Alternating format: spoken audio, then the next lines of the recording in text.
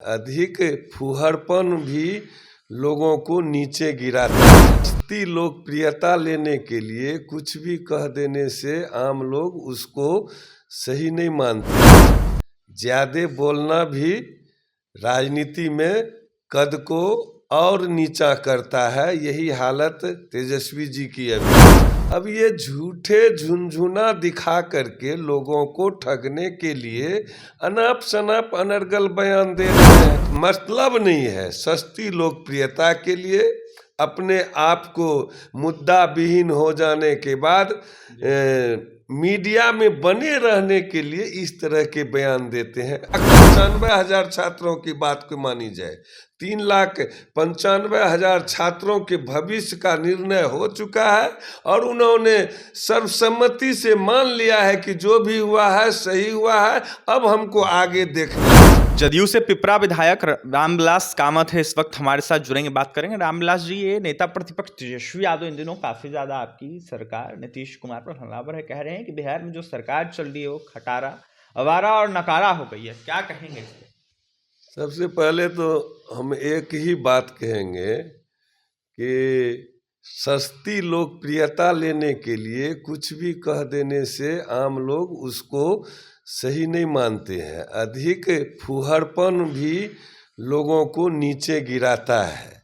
ज़्यादा बोलना भी राजनीति में कद को और नीचा करता है। यही हालत तेजस्वी जी की अभी है। हम एक बात कहना चाहते हैं कि विकास के मुद्दा पर बात करें, विकास की जो कमियां हैं उसकी चर्चा करें। अब ये झूठे झुनझुना दिखा करके लोगों को ठगने के लिए अनाप शनाप अनर्गल बयान दे रहे हैं। आज के बच्चे भी, आप भी समझते होंगे, आज के बच्चे भी झुनझुना पसंद नहीं करता। उनको भी स्मार्टफोन मोबाइल चाहिए।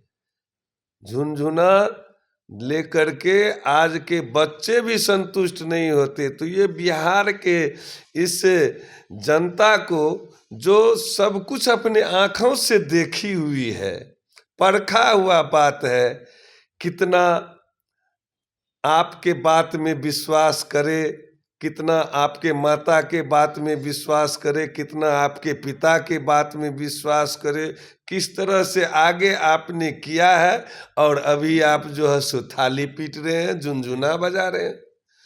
कोई मतलब नहीं है। सस्ती लोकप्रियता के लिए अपने आप को मुद्दा विहीन हो जाने के बाद मीडिया में बने रहने के लिए इस तरह के बयान देते हैं। अनर्गल बयान भी है इसमें कि अब आप कहते हैं सरकार इतनी सुंदर काम कर रही है, अभी एनडीए की सरकार इतनी बेहतर परफॉर्मेंस कर रही है।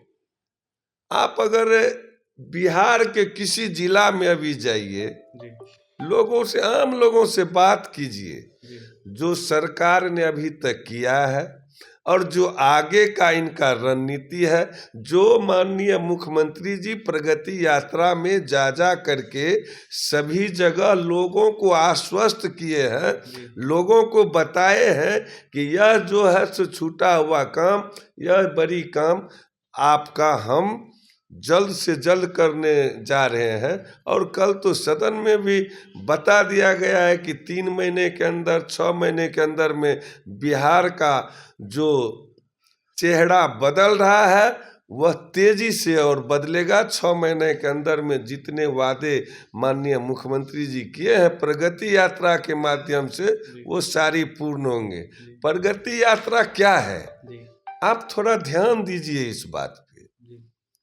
हम कहते हैं कि अभी 4 लेन की सड़क हो, 6 लेन की सड़क हो, पीडब्ल्यूडी की सड़क हो, सड़कें बन रही है। जो बनी हुई सड़क है उसको चौड़ा किया जा रहा है, जो चौड़ी सड़क है उसको 4 लेन किया जा रहा है। और जो जाम की समस्या शहरों में उत्पन्न होती है, खास करके किसी भी शहर में आप घुसेंगे तो थोड़ी जाम की स्थिति बनती है। बड़े ट्रकों को लेकर के, बड़ी बसों को लेकर के, यातायात के अन्य जो साधन है उसको लेकर के, तो उन सारी समस्याओं को मुख्यमंत्री जी स्वयं देखे हैं।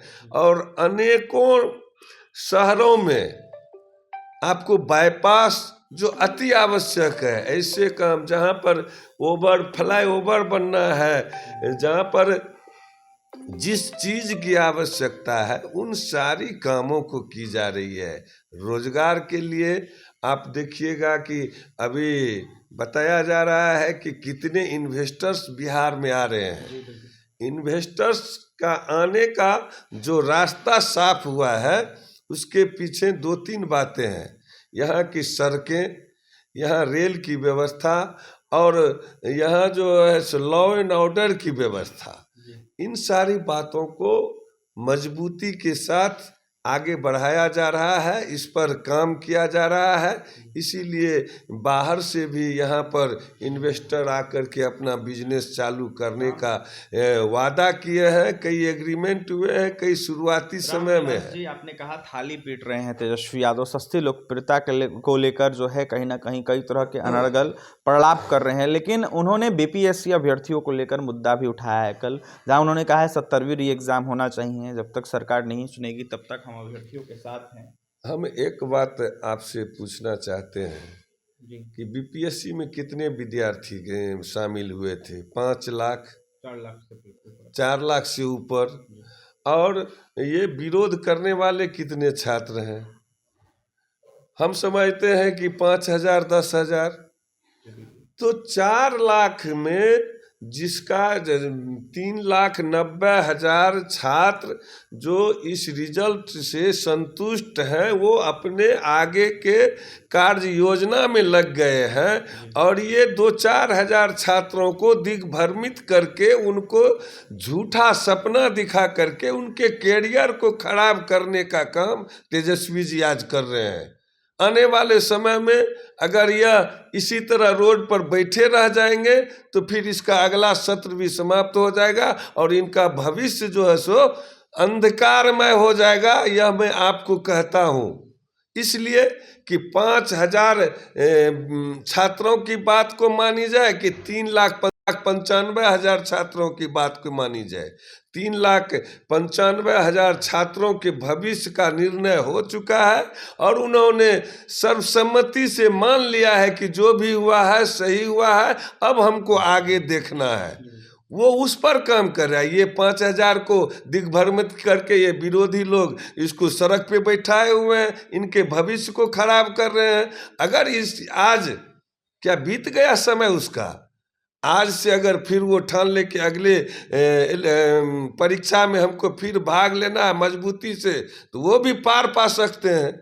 लेकिन इसी तरह रोड पर बैठे रहेंगे, लोगों के बहकावे में आते रहेंगे, तो हम समझते हैं कि उनके लिए दुखद होगा।